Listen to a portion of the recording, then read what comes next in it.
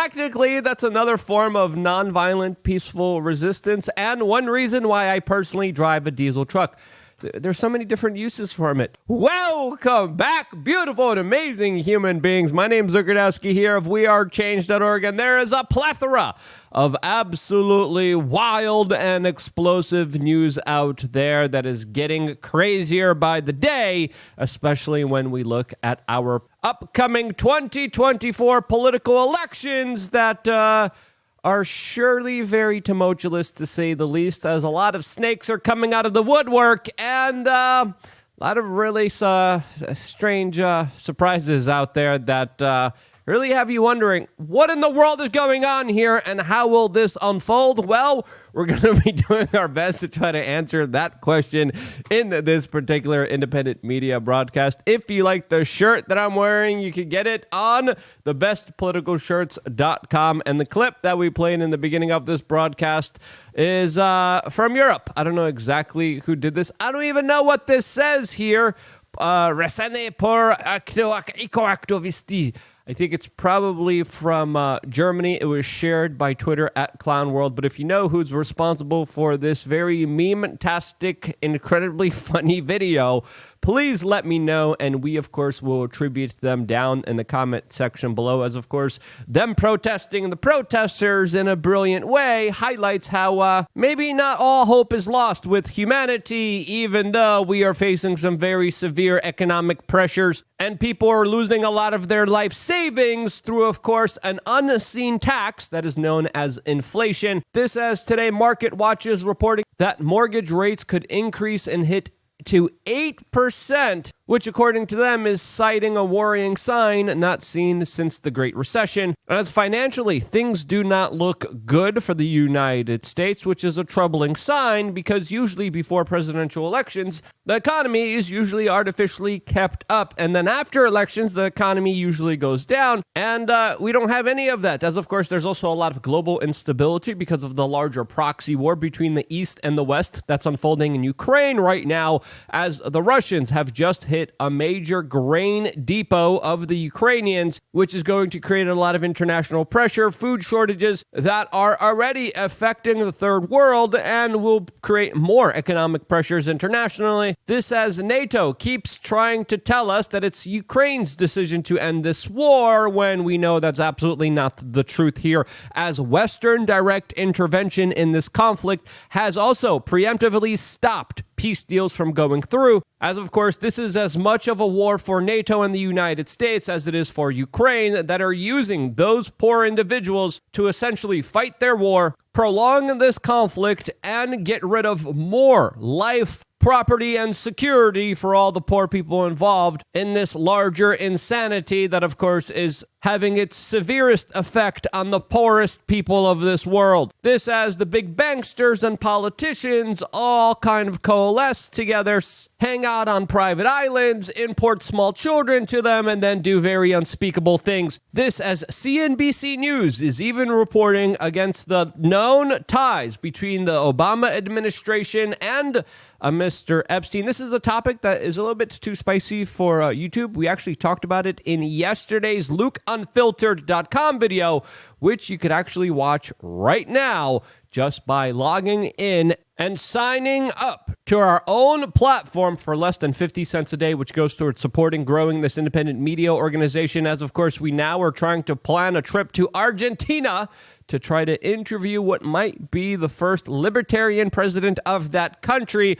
All of that is supported. We're going to be talking about what's happening in Argentina also with a brand new spanking video only available for members of LukeUnfiltered.com. Along with your memberships, you also get 3 masterclasses, a forum to talk to like-minded individuals, members-only t-shirts, resources, infographics, and of course, things to help you become the strongest, best version of yourselves, as well as contests, giveaways, and in-real-life meetups, which we're going to be doing next week, Tuesday, 6 p.m. local time in Milwaukee, Wisconsin. If you live in Milwaukee, you're near the area, come out to our meetup only for members of LukeUnfiltered.com, 6 p.m. There will be a special guest that, of course, is going to be a very prominent alternative media personality that will be there with me, who's going to be our surprise guest. Who's that surprise guest? Well, you're going to have to come out and find out. Feel free to bring your friends, bring your family members, as I've done a lot of these meetups all throughout the United States, and they are an incredible way to find a local community, have some fun, and of course, learn about the healthy habits, tips, tricks, and techniques that we are all implementing, a part of our quasi-secret, not-so-secret society that, of course, shares everything that we do online. All that sharing, LukeUnfiltered.com. Sign up right now. It's quick, it's easy, and you get really exclusive offers of value and a new video that's available for you right now. See you there right after this broadcast, as of course we are not done here, as our main topic of discussion is, of course, what's happening in the latest presidential elections that are becoming more tumultuous by the day. Something, of course, that we've been talking about for a very long time, as of course, in May of this year, we told you that there probably won't be an election. And with all the latest news coming out surrounding Joe Biden, we also speculated within the last few months that there's probably pressure being put on the current president of the United States to drop out of the presidential election, since his chances and hopes of winning are absolutely pathetic with the latest polling numbers, as of course a lot of people's lives have not been made better through his Build Back Better Great Reset policies that essentially have allowed multinational corporations and special interests groups to do whatever they wanted to the American people. This, as Joe Rogan is also issuing very similar sentiments, talking about how all of these latest Biden scandals are, quote, probably there to expose him because, quote, the Democrats want to get rid of him. These are comments from, of course, Joe Rogan on his podcast. Here's a small clip of this segment that I think is worth watching and pontificating about.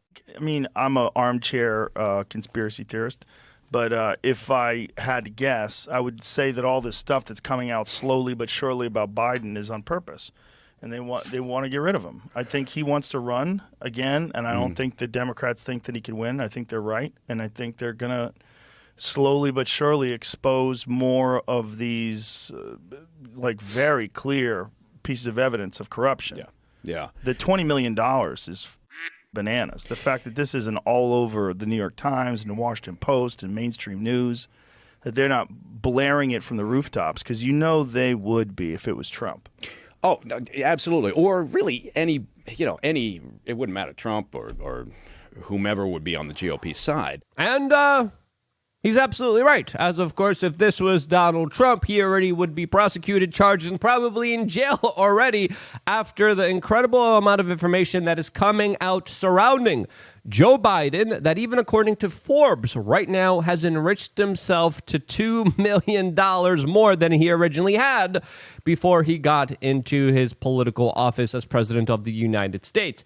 Now, where does the president of the United States earn millions of dollars from? Well, there was a lot of international business dealings when it comes to very key geopolitical strategic countries like Russia, China, Ukraine, and others that his son was intricately involved in and, of course, was handsomely rewarded for when he was sharing a bank account with his father, the current president of the United States. This, as many Republicans now are asking for the National Archives for all the data, for all the emails surrounding Hunter Biden, Ukraine, Burisma, as we're also finding out today that the vice president then, at the time, Joe Biden, was using a fake name in his emails regarding, of course, all the things that were happening in Ukraine, as the former vice president of the United States and now the current president, Joe Biden, openly bragged about firing prosecutors that were looking into the private enterprise and the private business of a company that Hunter Biden was very involved in. Joe Biden, with the Council on Foreign Relations, bragged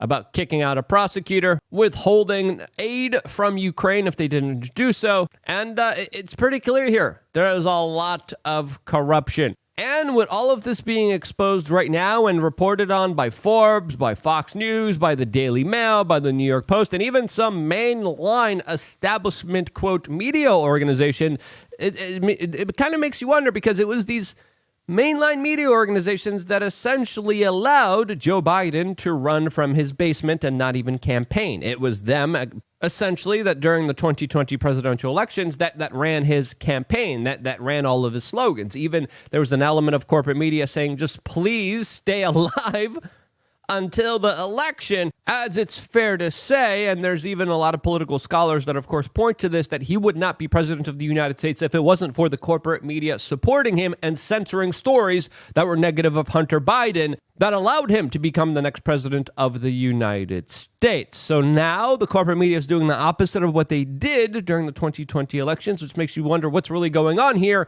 And again, we've been talking about this for a few months, and I would have to agree with Joe Rogan's sentiments today, talking about this more eloquently than us. And absolutely, I do believe that there's an incredibly low possibility that Joe Biden will be the official nominee for the Democrats in the 2024 presidential elections. Because how?